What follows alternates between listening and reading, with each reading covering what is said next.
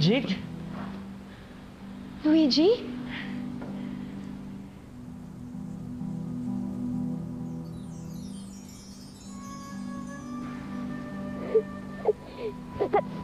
Paano ka napunta dito? Ewan, bigla na lang kami hinigap sa game eh. Ang totoo niyan, hinahanap ka namin dito. Baka kasi matulungan mo kami. Si Ate Lorraine nga pala. Hello, Jade. Ibig sabihin, wala ka ding idea na nangyayari to? Baka po si Tiny may kagawan nito. Sino naman si Tiny?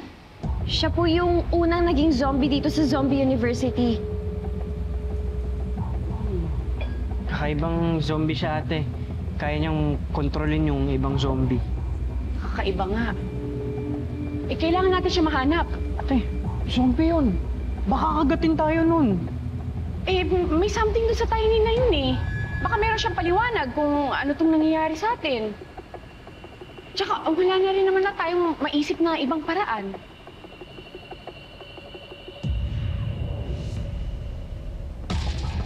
Ate, nagugutom na ako. Salamat sa ramen, ah. Parang nakakatawa. Wala lang. Marunong ka din palang magpasalamat. Ano akala mo sa akin? Monster? Masungit lang ako kapag masungit yung tao sa akin. Pero seryoso, thank you, Red. Kahit papano, medyo kumalma naman ako.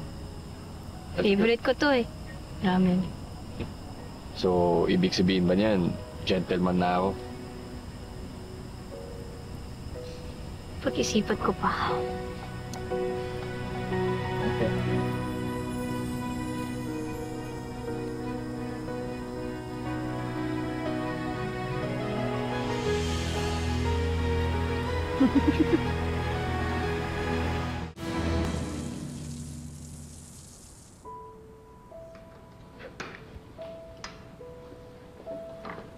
Sorry.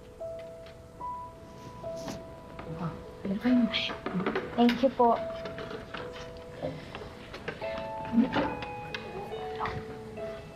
Jade, Q. alam ko game lang to, pero bakit ba nagkaroon ng mga zombies dito? Tsaka, ikaw na ba yung natitirang human dito? Sa tingin ko po, ako na lang po talaga. Kasi lahat ng professors ko, classmate, at kaibigan, zombies na po sila. Tsaka, naalala ko ate, nasa level 43 ako ng game ko. Wala na talagang pwedeng ibang iligtas eh, kundi si Jade na lang. Yung about naman po sa pagkakaroon ng zombie dito, hindi ko po talaga alam kung bakit eh. Alam ko, Jade. May pinag-aaralang virus sa laboratory niyo. Kaso, karoon ng leak. Kaya may mga nakawalang virus. Yun yung dahilan kung bakit nagkaroon ng zombies dito sa mundo niyo. Virus ang may kagagawan? So, ibig sabihin may cure din. Naalala ko, sabi ng kaibigan ko, may cure daw. Yun yung potion na hawak ni Tiny. Nasa level 47. Ibig sabihin, may magagawa pala tayo para ibalik sa pagiging tao yung mga zombies dito? Kailangan talaga natin si Tiny. So, ibig sabihin natin gusto mong tulungan yung mga zombies? Dapat lang nating tulungan yung mga zombies, Luigi. Para naman makasama ulit ni Jade yung mga kaibigan niya at mga professors niya. Sige, hinta. Ay, kain pa. Kailangan niyo yan.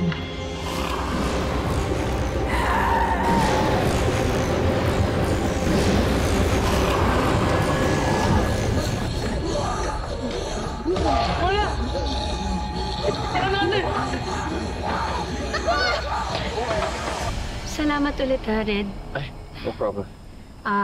Sige. Punta na ako sa presinto. Kailangan ko na mag-report sa mga pulis eh. Tara, samahan na kita. Tsaka huwag ka mag-ano. I insist, gabi na din. Sige. Salamat.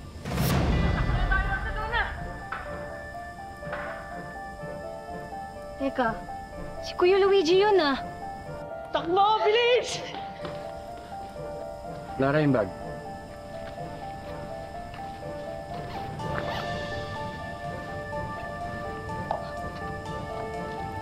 Lara? Ate? Kuya? Lara, tulungan mo kami! Laruin mo yung game! Paano?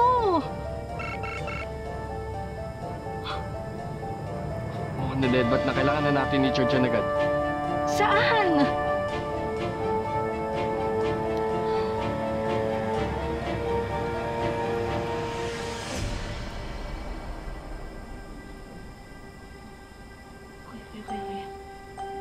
Oh, okay. Charge. Come on, let's go. Ano ba to? Ate! Kuya! Paano to? Lara, laruin mo na yung game! Paano? Ako, Altre. Okay.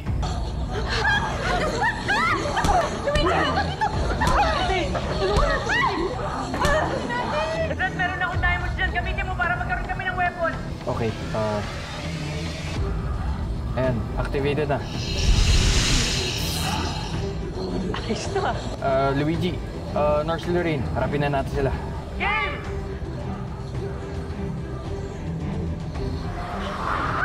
Zombies! Zombies! Kuya! Kuya! Sa likod mo! Kuya! Kuya! Ay, ate! Ate! Ikaw din! Yung mga zombies sa likod mo!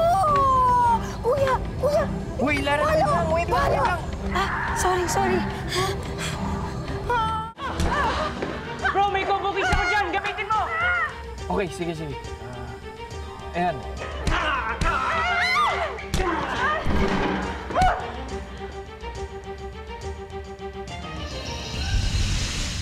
Yes! Ang galing mo, Luigi, ah! Tsaka, syempre, pati ikaw, Ate Lorraine.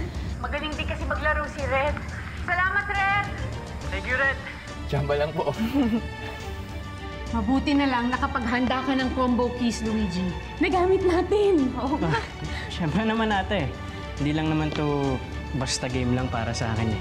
It's about game plan, strategy, and willingness para makuha mo yung isang bagay. Yun ang natutunan ko dito. Sana na-apply din sa real life, di ba? Sa likod niyo po!